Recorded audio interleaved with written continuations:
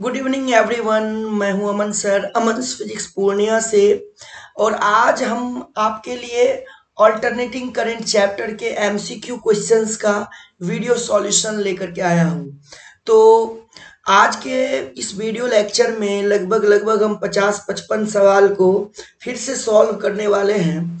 Okay बच्चों, और ये वाली जो वीडियो लेक्चर जब आप देख लोगे तो ये मान के चलो कि अल्टरनेटिंग करंट के ऑलमोस्ट क्वेश्चंस आपके कवर हो जाएंगे, क्योंकि मैं सब कुछ डील कर दूंगा इस वीडियो लेक्चर में। ओके, और कुछ बचे हुए जो क्वेश्चंस होंगे उसको मैं नेक्स्ट वीडियो लेक्चर में एक और लेकर के आऊंगा अल्टरनेटिंग करंट का, और बचा खुचा जो है उसमें कंप्लीट कराने की मैं कोशिश करूंगा। दोनों मीडियम, इंग्लिश और हिंदी, दोनों मीडियम के स्टूडेंट इस वीडियो लेक्चर को देख सकते हो, क्योंकि मैंने बाइलिंगुअल रखा हुआ है क्वेश्चन पेपर का लैंग्वेज, जैसा कि बाकी के वीडियोज में जो है मैंने रखा हुआ था, है ना। इस चैप्टर से पहले मैंने करंट इलेक्ट्रिसिटी के एमसीक्यू डील किए हुए हैं, इलेक्ट्रोस्टैटिक्स के एमसीक्यू डील किए हुए हैं, और ईएमआई का एमसीक्यू मैंने डील किया हुआ है। अब मैं एसी का जो है एमसीक्यू डील कर रहा हूं। तो चलिए बच्चों, मैं क्वेश्चंस लेता हूं, और क्वेश्चंस को डील करने के साथ साथ अपन इस चैप्टर से रिगार्डिंग बहुत शानदार कॉन्सेप्ट्स भी सीखेंगे। ठीक है, तो स्टार्ट करें। चलिए स्टार्ट करते हैं, पहला सवाल लेते हैं। पहला क्वेश्चन कह रखा है कि for an AC source V equals to V not sine omega t, okay, the average value of current over one cycle is, यानी एसी स्रोत में जो ईएमएफ दिया हुआ है वो V not sine omega t दिया हुआ है। कह रहा है एक चक्र में धारा का औसत मान क्या होगा। तो बेटा अगर हाफ साइकिल में पूछता ना, यानी अर्ध चक्र में पूछता ना, तो औसत मान ईएमएफ का जो औसत मान होता वो होता 2E0/पाई। चूंकि यहाँ वी नॉट के टर्म में है तो अपन लोग लिखते 2V0/पाई। ओके, हाफ साइकिल में। क्या क्लियर है? लेकिन अपने को तो फुल साइकिल में बोला है, फुल साइकिल में वैल्यू कितना होगा? 0 होगा, यानी ईएमएफ का एवरेज वैल्यू, औसत मान फुल साइकिल में 0 होगा। अच्छा, इनफाइनाइट साइकिल में भी 0 आंसर होगा, ये बात भी ध्यान रखना है। लेकिन हाफ साइकिल के लिए पूछेगा तो हाफ साइकिल के लिए मैंने ये आंसर लिख दिया है आपको, या ये आंसर जो है अगर वी नॉट के टर्म में रहेगा तो वी नॉट के टर्म में आंसर देंगे, और ई नॉट के टर्म में रहेगा तो ई नॉट के टर्म में आंसर देंगे। फिलहाल अपने लिए क्या था? Average value of current over one cycle, तो आंसर होगा ऑप्शन ए, यानी कि 0। ठीक है, next question, in a pure inductive circuit, चलिए बना लेते हैं। तो प्योर इंडक्टिव सर्किट ये हमारा हो गया, ये एसी सर्किट हो गया, इसमें एक इंडक्टर लगा हुआ है जिसका सेल्फ इंडक्टेंस L है। कह रहा है the phase difference between voltage and current is, यानी शुद्ध प्रेरक युक्त परिपथ में वोल्टेज और करंट के बीच फेज का जो डिफरेंस होता है, अंतर होता है, वो कितना होता है। तो मैंने आपको बताया हुआ है कि इंडक्टिव सर्किट में वोल्टेज जो होता है, ईएमएफ जो होता है, वो लीड करता है, ईएमएफ लीड करता है किससे? आईटी से। और कितने डिग्री से? 90 डिग्री से। सो ईएमएफ लीड्स फ्रॉम, अगर पूरा लिखना चाहें तो ऐसे लिखेंगे, EMF leads from current by 90 degree, है ना, बाय 90 डिग्री। तो दोनों के बीच में जो फेज डिफरेंस हो जाता है वो हमारा 90 डिग्री हो जाता है, और वी कैन से π/2 रेडियन होता है। तो प्योर इंडक्टिव सर्किट में, यानी केवल प्रेरित युक्त सर्किट में जो फेज डिफरेंस होता है वो 90 डिग्री होता है, ये बात ध्यान रखना है। और इसमें लीड कौन करता है? वोल्टेज लीड करता है। किससे लीड करता है? करंट से। कितने डिग्री से लीड करता है? 90 डिग्री से। ओके, नेक्स्ट आगे चलते हैं। Impedance of a series LCR circuit becomes minimum when, कह रहा है जेड का वैल्यू मिनिमम कब होगा? जेड का वैल्यू मिनिमम कब होगा, है ना, यानी श्रृंखला एलसीआर परिपथ का प्रतिबाधा का मान न्यूनतम होता है जब, यानी जेड का वैल्यू मिनिमम तब होता है जब सर्किट रेजोनेटिव हो जाए, और उस केस में एक्सएल और एक्सी एक दूसरे के बराबर होते हैं, और इस कंडीशन को हम लोग बोलते हैं इलेक्ट्रिकल रेजोनेंस, यानी हिंदी में बोलते हैं इसको विद्युतीय अनुनाद। क्या बोलते हैं? विद्युतीय अनुनाद बोलते हैं। ओके बच्चों, तो एक्सएल और एक्सी जब एक दूसरे के बराबर हो जाता है तब उस कंडीशन को बोलते हैं रेजोनेंस, इलेक्ट्रिकल रेजोनेंस, हिंदी में विद्युतीय अनुनाद, है ना, इसको विद्युतीय अनुनाद लिखेंगे। और उस केस में हमारा जो Z का मिनिमम वैल्यू होता है वो R के बराबर होता है, और हमारा सर्किट प्योरली रेजिस्टिव यानी कि केवल प्रतिरोध युक्त वाला हो जाता है, प्योरली रेजिस्टिव हो जाता है, और इस समय करंट जो होता है सर्किट में वो मैक्सिमम हो जाता है। तो अपने को बोला कि Z मिनिमम कब होगा, तो Z मिनिमम तब होगा जब XL और XC एक दूसरे के बराबर होंगे। XL किसको बोलते हैं? इंडक्टिव रिएक्टेंस को एक्सेल बोलते हैं इंडक्टिव रिएक्टेंस को, है ना, और एक्सी किसको बोलते हैं? कैपेसिटिव रिएक्टेंस को, कैपेसिटिव रिएक्टेंस को, है ना। हिंदी में इंडक्टिव रिएक्टेंस को बोलते हैं प्रेरकीय प्रतिघात, और इसको कैपेसिटिव रिएक्टेंस को बोलते हैं धारितीय प्रतिघात। ठीक है, चले आगे बढ़े। तो क्वेश्चन नंबर नेक्स्ट लेते हैं 4। Power factor of a pure capacitor is, यानी शुद्ध संधारित्र का पावर फैक्टर कितना होता है। तो अपने लोग को पता है कि पावर फैक्टर को अपन लोग कॉस फाई लिखते हैं, और केवल संधारित्र अगर यूज है, केवल कैपेसिटर यूज है, तो उस केस में फेज एंगल होता है हमारा 90 डिग्री। तो अपना जो पावर फैक्टर है यानी कि कॉस फाई का मान है, यानी कि कॉस फाई के जगह 90 डिग्री जो कि 0 के बराबर हो जाएगा, यानी पावर फैक्टर आपका 0 के बराबर हो जाएगा। ऑप्शन ए को टिक करेंगे। ठीक है, नेक्स्ट क्वेश्चन कह रहा है 50 hertz AC has a time period equal to, यानी 50 हर्ट्ज का एसी है उसका आवर्तकाल बताना है। तो टाइम पीरियड का फॉर्मूला होता है 2 पाई बाय ओमेगा, और यहां लिखेंगे 2 पाई, और ओमेगा का फ्रीक्वेंसी वैल्यू लिखेंगे 2 पाई एफ। 2 पाई कट गया यानी 1 बाय एफ हो जाएगा। अब 1 बाय फ्रीक्वेंसी दे रखा है 50 हर्ट्ज, तो 50 से 1 में भाग लगा दो, ऐसे 0 पॉइंट लिखोगे यहाँ 0 आएगा, फिर 0 लिखोगे यहाँ 0 आएगा, फिर 2 बार में 100 जो है वो कट जाएगा। कट गया यानी ये 0.02 आया, इतना सेकेंड, जो कि ऑप्शन ए में गिवन है।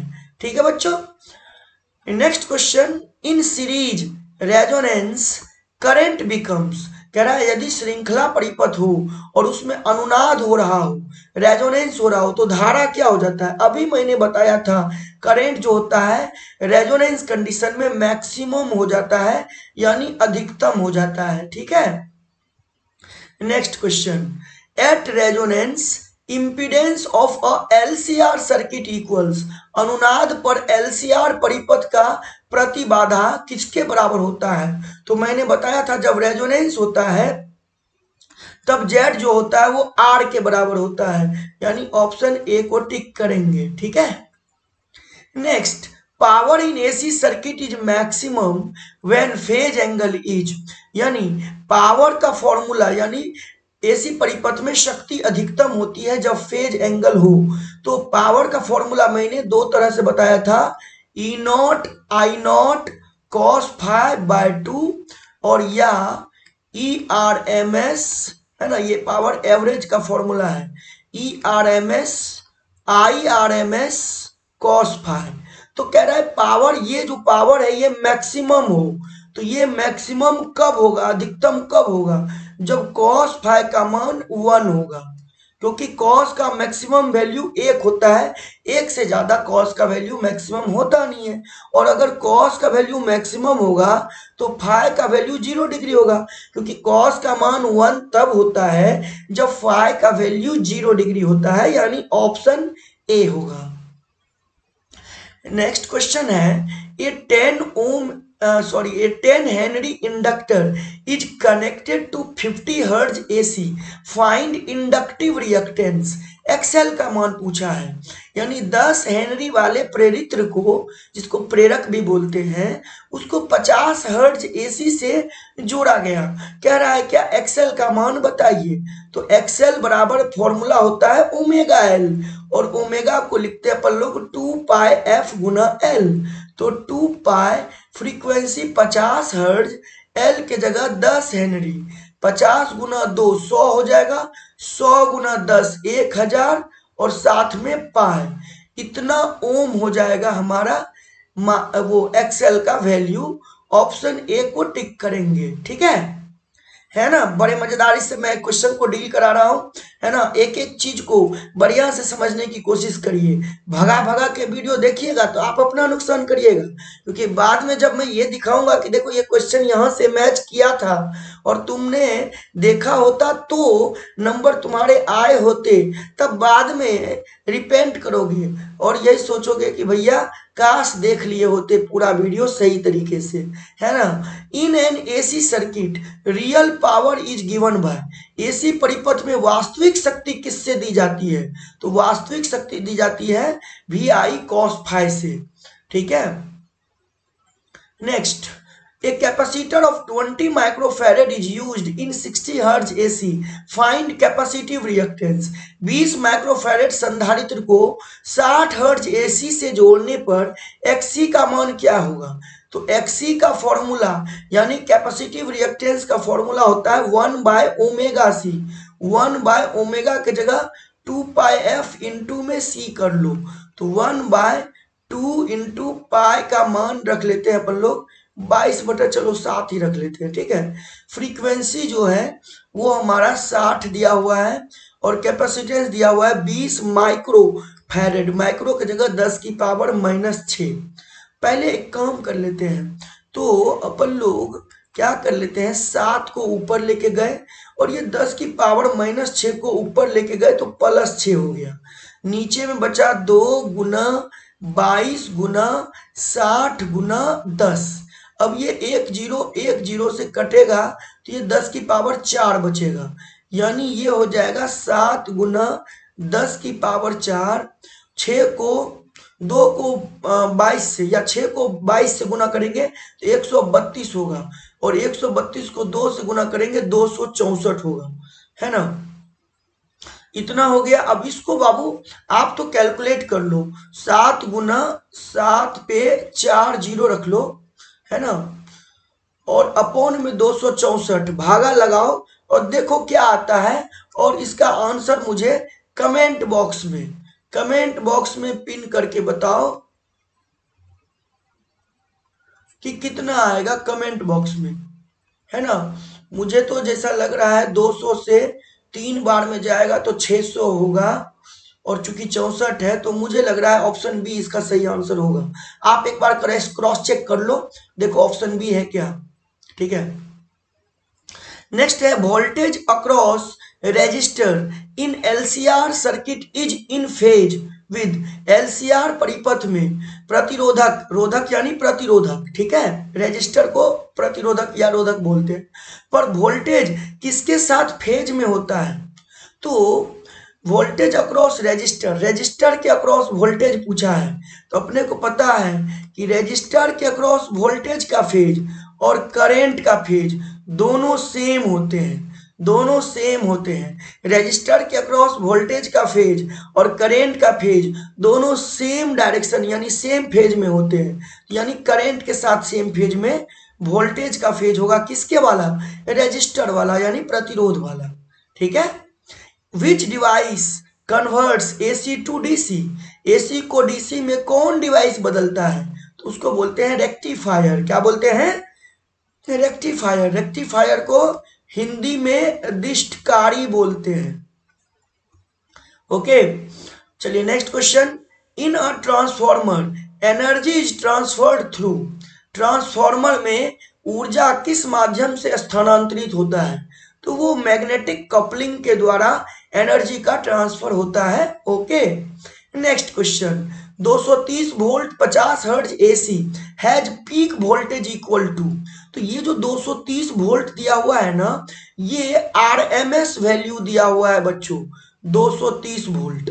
और आपको शिखर वोल्टेज यानी पीक वैल्यू पूछा है, तो ई आर एम एस को आप लिख दो ई नॉट बाय √2 और बराबर में 230। अपने को ई नॉट का मान चाहिए, तो 230 गुना √2 हो जाएगा। √2 का वैल्यू होता है 1.414, गुना करोगे तो 325 वोल्ट के आसपास आएगा, जो कि ऑप्शन सी में दिया हुआ है। ठीक है, चलो next. In a purely resistive AC circuit, यानी केवल प्रतिरोध युक्त सर्किट है, केवल प्रतिरोध युक्त सर्किट है, उसमें क्या होगा? तो सर केवल प्रतिरोध युक्त में वोल्टेज और करंट सेम फेज में होते हैं, यानी ऑप्शन सी हो जाएगा। ठीक है ना, चलिए next. If RMS current is 5 ampere, peak current कितना होगा? तो अपने को पता है कि आई आरएमएस का मान होता है आई नॉट बाय √2। आई आरएमएस आपका है 5 एम्पियर, तो आई नॉट बटा में √2 हो गया। तो मुझे पीक करंट यानी आई नॉट का मान पूछा है, जो कि 5 √2 एम्पियर हो जाएगा। ऑप्शन किसमें दिया है? बी में दिया है। ठीक है, चलो फटाफट लाइक कर दो भाई वीडियो को, है ना, बिना लाइक किए हुए तुम लोग वीडियो देखते रहते हो।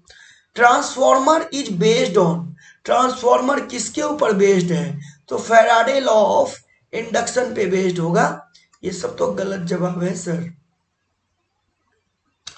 A 50 ohm resistor and 30 ohm reactance are in series, total impedance पूछा है, तो रिएक्टेंस कौन सा है तो दिया नहीं, तो Z बराबर में √R का स्क्वायर प्लस XL लिखो या XC लिखो, जो लिखना है तुम लिख सकते हो, उसका स्क्वायर। ठीक है, क्योंकि रिएक्टेंस को लिखते हैं उसी से। अब R का वैल्यू है 50, 50 का स्क्वायर प्लस 30 का स्क्वायर। 50 का स्क्वायर कितना होना चाहिए? 2500। 30 का स्क्वायर कितना? 900। 2500 और 900 कितना हो जाएगा? 3400। अगर ये 3600 होता तो बाहर 60 निकलता, यानी लगभग लगभग 58 ओम बाहर निकलेगा, यानी 58 बाहर होगा। ठीक है ना, तो 58 ओम को टिक करेंगे। Okay, next question. In AC circuit, the instantaneous value of current is maximum when phase angle is, कह रहा है आई टी का मान हम लोग क्या लिखते हैं इंस्टेंटेनियस वैल्यू को? आई नॉट साइन ओमेगा टी। ये जो ओमेगा टी है यही ना है हमारा फेज एंगल, और ये मैक्स आई टी कह रहा है ये मैक्सिमम हो यानी अधिकतम हो। तो ये अधिकतम कब होगा? जब फाई का मान कितना डिग्री हो जाए? 90 डिग्री, क्योंकि साइन 90 का मान 1 हो जाएगा और साइन का मैक्सिमम वैल्यू 1 से ज्यादा होता नहीं है। ओके, तो फाई का मान 90 डिग्री यानी ओमेगा टी का मान 90 डिग्री को π/2 रेडियन लिखते हैं। ऑप्शन बी करेक्ट हो जाएगा। ठीक है, next. In a purely capacitive circuit current Leeds voltage bye, यानी केवल संधारित्र युक्त सर्किट में धारा वोल्टेज से कितने डिग्री से आगे होती है? तो अपने को करंट पूछ रहा है लीड बाय वोल्टेज, तो प्योरली कैपेसिटिव में ये बात याद रखो कि करंट ही लीड करेगा। करंट लीड करेगा कितने से? 90 डिग्री से। किस से? वोल्टेज से। किससे लीड करेगा? वोल्टेज से लीड करेगा 90 डिग्री से। ओके, नेक्स्ट चलते हैं। For an AC having peak current 14 ampere, RMS current बताओ। तो आई आरएमएस बराबर में आई नॉट बाय √2। आई नॉट 14 दिया हुआ है, बाय √2 करेंगे। 14 को तुम कैसे लिख सकते हो? 7 गुना 2, और 2 को लिख सकते हो √2 इंटू √2। यहां से √2 कट जाएगा, यानी आंसर आ जाएगा 7 √2 एम्पियर। अरे ये मिस्टेक हो गया, दोनों जगह सेम टाइप हो गया। नहीं, यहाँ 7 होना चाहिए बेटा, 7 एम्पियर। 7 तो है, √2 छूट गया, टाइपिंग मिस्टेक है। 7 एम्पियर हो जाएगा। ओके, चलिए तो ऑप्शन बी को टिक करेंगे। चलिए next. A 30 millihenry inductor is connected to 100 Hz AC.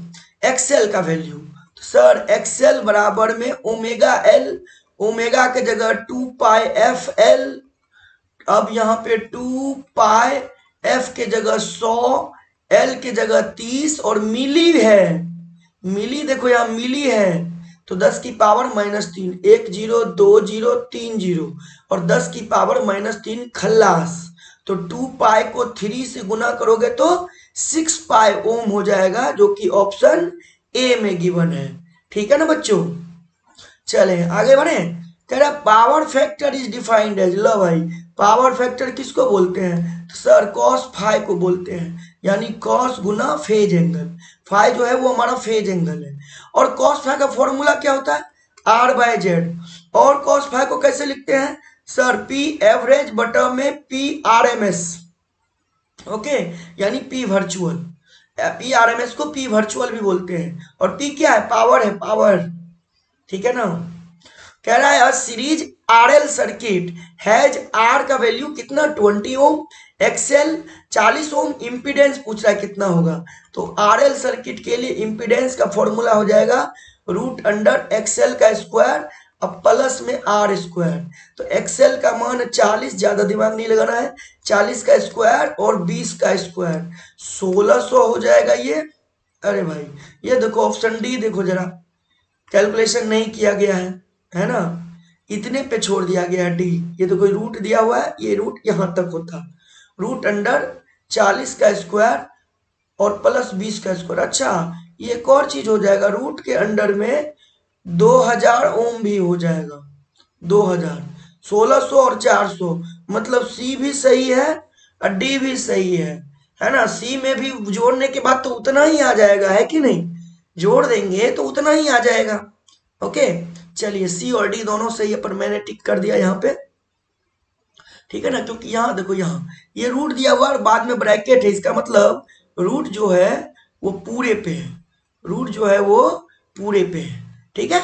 चलिए आगे, the average power consumed by a pure inductor is, लो भाई प्योर इंडक्टर के केस में कॉस फाई 0 होता है, प्योर कैपेसिटर में भी, यानी केवल संधारित्र हो या केवल प्रेरित्र हो, दोनों के केस में पावर फैक्टर कॉस फाई का मान 0 होता है, क्योंकि फेज एंगल 90 डिग्री होता है, ठीक है।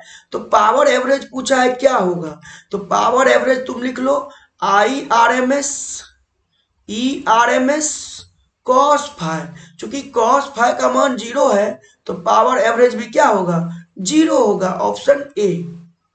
Next question, a 100 microfarad capacitor has 50 hertz gives XC equals to, देखो ये कमेंट में मुझे करो, XC का वैल्यू कैपेसिटिव रिएक्टेंस पूछा है, इसको मैं क्वेश्चन नंबर 1 बना देता हूं, चलो 1 से, है ना, पिछला वाला का तो मैं जवाब दे ही दिया था, इसको मैं क्वेश्चन नंबर 1 बना देता हूं, 1 का आंसर करो। अच्छा 1 क्या, यहाँ तो क्वेश्चन नंबर दिया हुआ है 27 क्वेश्चन नंबर है, 27 का आंसर कमेंट बॉक्स में कमेंट करो। XC का फॉर्मूला है, आपको पता है XC बराबर में 1/ओमेगा C लगाना है और ओमेगा की जगह 2 पाई F गुना C लगाना है। चलो अब सॉल्व करके कैलकुलेट करके मुझे बताओ, ठीक है। Resonance frequency of LC circuit is, तो अपने को पता है रेजोनेंट फ्रीक्वेंसी को लिखते हैं 1/2 पाई √LC, ओके, तो ये ऑप्शन ए में है, देख लो रेजोनेंट फ्रीक्वेंसी का फॉर्मूला है ना, ये रेजोनेंट फ्रीक्वेंसी का फॉर्मूला है, ओके। चलिए next, if frequency is doubled inductive reactance becomes, यानी अगर आवृत्ति दोगुनी हो तो प्रेरक जो रिएक्टेंस है, प्रेरकीय प्रतिघात है, वो क्या होगा, तो XL बराबर ओमेगा L, ओमेगा बराबर 2 पाई FL, और अपन F को डबल कर रहे हैं, तो अपने को पता है XL तो F पे डिपेंड कर रहा है, तो अगर फ्रीक्वेंसी डबल होगा तो XL भी डबल हो जाएगा, सिंपल सी बात है, इसमें सोचना क्या है, तो अपने को क्या कर देंगे, बी को टिक कर देंगे। Next question, if frequency is doubled capacitive reactance will become, यानी आवृत्ति को अगर दोगुना किया जाए तो कैपेसिटिव रिएक्टेंस का क्या हाल होगा, यानी ओमेगा की जगह 2 पाई F इंटू C, ठीक है ना, तो 2 पाई अच्छा मेरे को एक बात बताओ, तो ये f को अपन लोग क्या करने वाले हैं, डबल करने वाले हैं। तो f अगर 2f बनेगा तो xc तो f के इनवर्सली प्रोपोर्शनल है, यानी xc जो होगा वो तो xc पुराना नया वाला xc जो होगा वो पुराने वाले xc का आधा हो जाएगा ना। क्यों क्यों आधा होगा, क्योंकि 1/2 पाई और f की जगह 2f लिखने वाले हो नया वाला के लिए, तो यहाँ मैं f लिखता हूँ c, और वो जो 2f लिखने वाला था यहाँ पे मैं f के पास वो 2 को मैं अलग कर लेता हूँ, और इसको तुम क्या लिखोगे, xc लिखोगे, यानी बचेगा क्या तुम्हारा xc/2 अगले स्टेप में, यानी हाफ हो जाएगा। ऑप्शन ए को टिक करेंगे, xc जो होगा नया वाला वो हाफ हो जाएगा, क्योंकि फ्रीक्वेंसी नीचे में है और उसको डबल किए हुए हैं तो xc हाफ हो जाएगा, है ना। Next, in an LCR circuit eight frequencies lower than resonance, यानी LCR सर्किट में अनुनाद से कम आवृत्ति पर, तो अनुनाद या रेजोनेंस कब होता है, जब XL बराबर में XC हो तब होता है। और अब अगर हम कह दें कि अनुनाद का आवृत्ति होता है 1/√LC, और f0 के बारे में बात करें, अगर f0 के टर्म में लिखें तो 1/2 पाई और √1/√LC, है ना, 1/√LC ये होता है। अब कह रहा है अनुनाद से कम आवृत्ति पर, मतलब इस फ्रीक्वेंसी से, मतलब ओमेगा जो है वो ओमेगा नॉट से कम है, तो अगर ओमेगा नॉट से कम है तो XC बराबर में 1/ωc होता है, तो अगर ओमेगा घटेगा तो XC तो बढ़ेगा, और XL बराबर में ओमेगा L होता है, तो अगर ओमेगा कमेगा तो XL भी कमेगा, इसका मतलब XL कम होगा और XC ज्यादा होगा, मतलब XC ग्रेटर देन हो जाएगा किससे, XL से, जो कि ऑप्शन किस में दिया हुआ है, बी में दिया हुआ है ना बच्चों। चले आगे बढ़े। Current in AC through a resistor is, यानी प्रतिरोधक में जो AC धारा होता है वो क्या होता है, तो रजिस्टर वाला बात हो रहा है, और रजिस्टर में करंट का फेज और वोल्टेज का फेज दोनों सेम होता है, दोनों सेम फेज में होते हैं, यानी इन फेज हो जाएगा। थोड़ा सा क्वेश्चन को ध्यान से मैंने एक्सप्लेन कर दिया है, ठीक है, क्वेश्चन को ध्यान से सुना करो। ये transformer increases voltage but decreases, transformer voltage बढ़ाता है पर क्या घटाता है, तो जब कोई ट्रांसफॉर्मर वोल्टेज बढ़ाए उसको स्टेप अप ट्रांसफॉर्मर बोलते हैं। ओके, और ट्रांसफॉर्मर में पावर जो होता है ना ये कांस्टेंट होता है, तो अगर पावर को हम लोग कैसे लिखते हैं, V/I, तो अगर वोल्टेज बढ़ेगा तो करंट को क्या होना पड़ेगा, कम होना पड़ेगा, मतलब क्या घट जाएगा, करंट ऑटोमेटिकली कम हो जाएगा। तो स्टेप अप ट्रांसफॉर्मर में आउटपुट में वोल्टेज ज्यादा होता है इनपुट से, लेकिन करंट कम होता है, और स्टेप डाउन ट्रांसफॉर्मर में आउटपुट में वोल्टेज कम होता है लेकिन करंट ज्यादा होता है ना। स्टेप अप को हिंदी में ऊंचाई ट्रांसफॉर्मर बोलते हैं, और स्टेप डाउन को हिंदी में अपचाई ट्रांसफॉर्मर बोलते हैं, ठीक है। Next, primary and secondary coils of transformer are linked by, यानी ट्रांसफॉर्मर की प्राथमिक और द्वितीयक कुंडली कुंडली किससे युग्मित होती है, तो अपने को पता है वो म्यूचुअल इंडक्शन के कारण कपल्ड रहता है ना। नेक्स्ट, ये 20 ohm resistor and 60 ohm capacitive reactance is in series, power factor पूछा है, तो पावर फैक्टर cos फाई होता है R/Z, यही होता है ना। तो सबसे पहले अपन लोग पता है क्या करेंगे, Z का वैल्यू कैलकुलेट करेंगे, तो Z बराबर में लिखेंगे √R² अब प्लस XC का स्क्वायर, यानी √20 का स्क्वायर प्लस 60 का स्क्वायर। अब मेरे को बताओ 60 का स्क्वायर 3600, 20 का स्क्वायर कितना 400, तो 3600 प्लस 400 कितना हो जाएगा 4000, तो रूट के Z हो गया हमारा रूट के अंडर में 4000। अब ये 2 जीरो बाहर निकलेगा, 40 गुना 100 इसको लिख सकते हैं, बिल्कुल लिख सकते हैं, 100 के लिए 10 बाहर निकलेगा और 40 के लिए लगभग 6 से ज्यादा, 7 हो जाएगा, 6 के 36, यानी लगभग 6.4 के आसपास मान के चल लो, या 3 के आसपास। ओके, तो इसको गुना करेंगे तो ये Z लगभग 64 ओम के आसपास आएगा।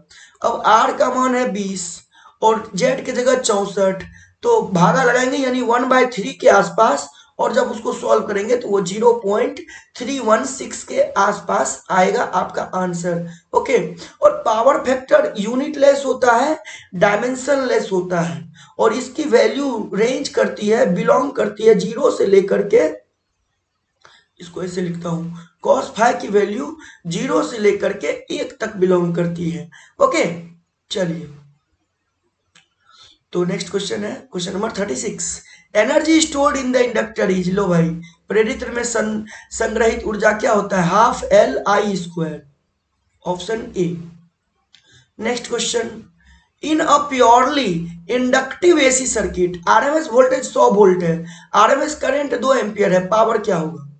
तो प्योरली इंडक्टिव है, अच्छा, प्योरली प्रेरित्र युक्त सर्किट है, केवल प्रेरित्र युक्त सर्किट है, और उसमें जानते हैं अपन लोग केवल प्रेरित्र युक्त में cos फाई 0 होता है, तो पावर का फॉर्मूला होता है पावर एवरेज बराबर में E R M S I R M S गुना में cos फाई। अगर यही 0 हो गया तो पावर एवरेज तो 0 हो जाएगा, यानी सी नंबर। नेक्स्ट क्वेश्चन, इस सर्किट हैज आर बराबर 10 ओम, एक्सएल इतना, एक्सी इतना, नेट रिएक्टेंस मतलब इंपीडेंस पूछा है, प्रतिबाधा पूछा है, तो अपने को तो पता है जेड बराबर में, देखो एक्सएल है 20 ओम, एक्सी है 5 ओम, बड़ा है एक्सएल, तो फॉर्मूला बनाएंगे root under XL minus XC का होल स्क्वायर प्लस का आर स्क्वायर, ठीक है। रूट अंडर एक्सएल का मान 20, एक्सी का मान 5, इसका स्क्वायर, आर का मान 10, 10 का स्क्वायर, 20 में से 5 गया 15, 15 का स्क्वायर 225 होगा, तो रूट के अंडर में 225 और 10 का स्क्वायर 100, यानी ये हो गया 325, और ये लगभग 18 के बराबर आ रहा है, 18 से थोड़ा सा ज्यादा आएगा, 18 ओम, 18 ओम देखो कहीं नहीं दिया हुआ, ये 15 दिया हुआ, यहाँ 18 होना चाहिए, 18 के आसपास होगा, तो 18 से थोड़ा ज्यादा ही होगा, कम तो होगा ही नहीं। ओके, चलो मैं टिक कर देता हूं एक को। Okay,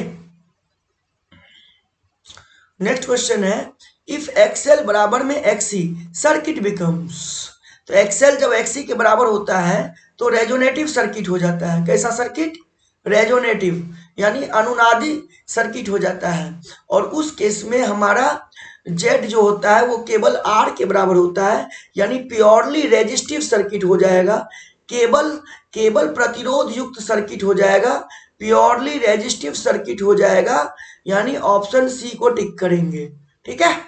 next, for a DC source reactance of inductor is, है ना, डीसी सोर्स के लिए अपने को रिएक्टेंस पूछा इंडक्टर का, यानी एक्सएल का, तो एक्सएल ओमेगा एल होता है, और ओमेगा की जगह 2 पाई एफ लिखेंगे और साथ में एल।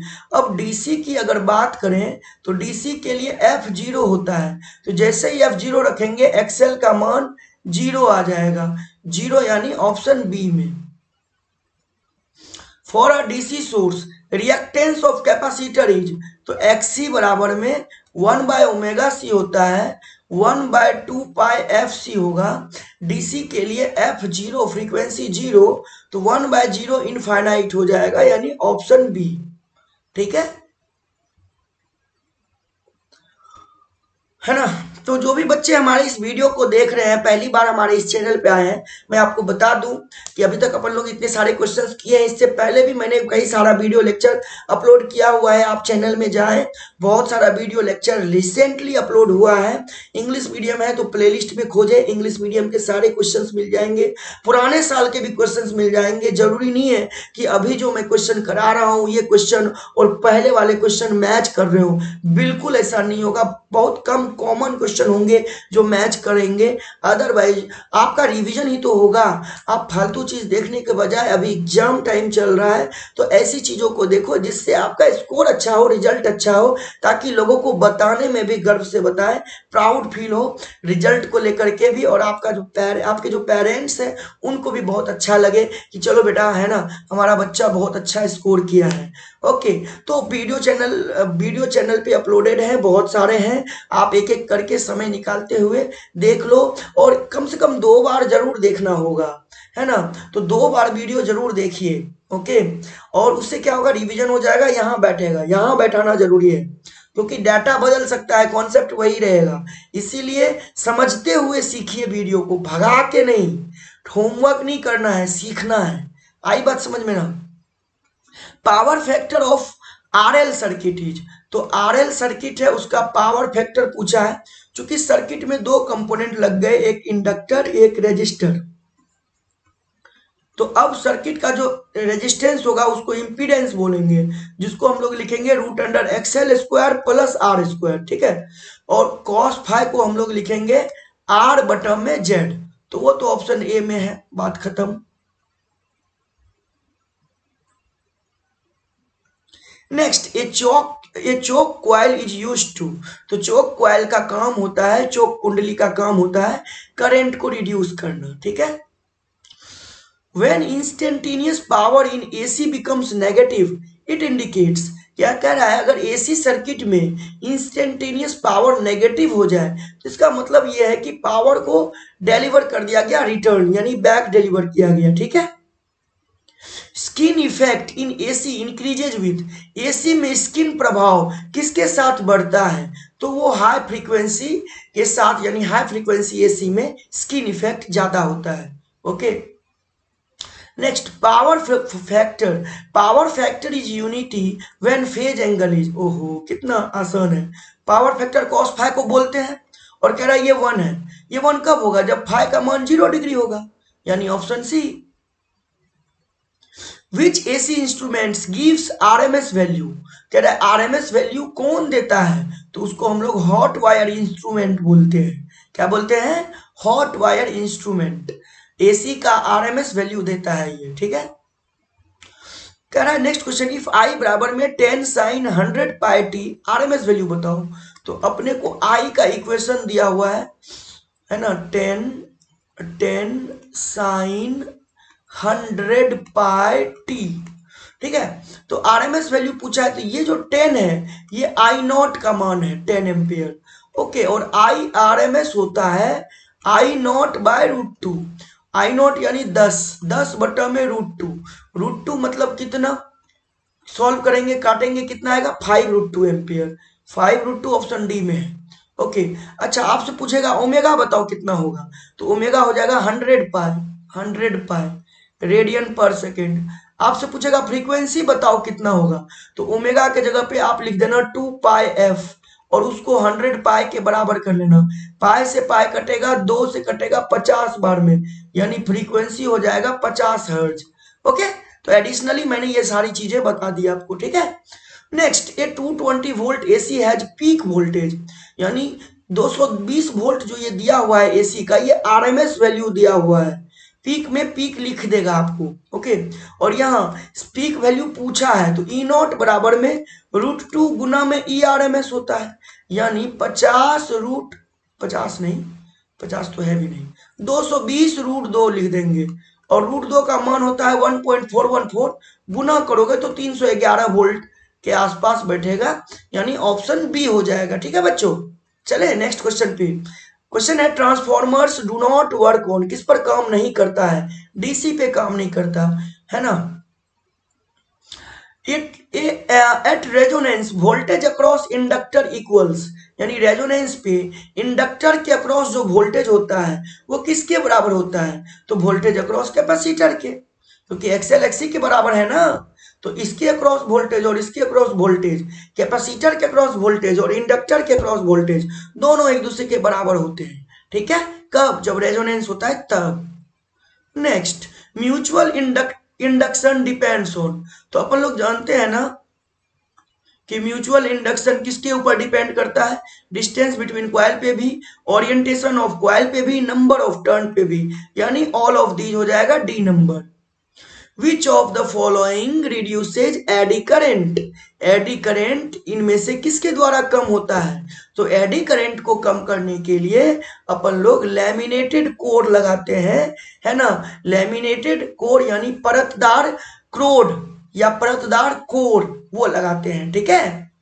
चलिए next, a coil with inductance इतना henry carries sinusoidal current with peak current अपने को 4 एम्पियर दिया, कितना एनर्जी स्टोर्ड है, तो आपको पता है कि एनर्जी स्टोर्ड का formula half L peak current यानी मैक्सिमम आई नोट का स्क्वायर कर लेते हैं, तो हाफ एल का वैल्यू 0.5 और 4 का स्क्वायर, 4 का स्क्वायर 16, 16 बटा में 2 यानी 16 बटा 2 8, और 8 को 0.5 से गुना करेंगे तो 4 जूल हो जाएगा, ऑप्शन ए में दिया हुआ है। ठीक है, चलिए नेक्स्ट है 56 इन स्टेप अप ट्रांसफॉर्मर। चलो इसकी हो गया आपका क्वेश्चन नंबर 55, इसका आंसर कमेंट में मुझे बता दो, स्टेप अप ट्रांसफॉर्मर में क्या होता है।